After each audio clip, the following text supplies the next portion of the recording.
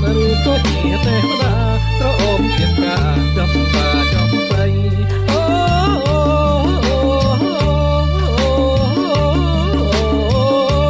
ក្នុងលោកីស្រីលោជាងគេ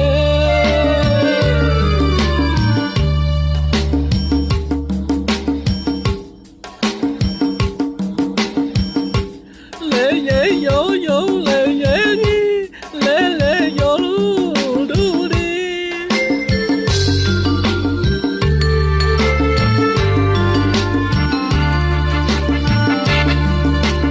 អូយអីក៏លំលែងទេអីក៏លំលែងអូនតើរូបអូនកូនចៅអ្នកណា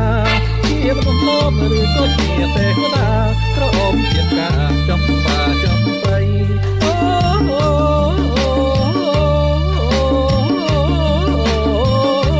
ក្នុងលោកីស្រីលោជាងគេ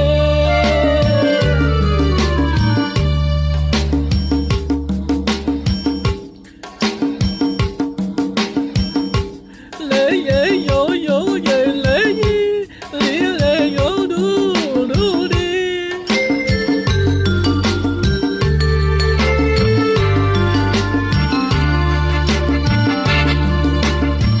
សូមមេត្តាណាស្រី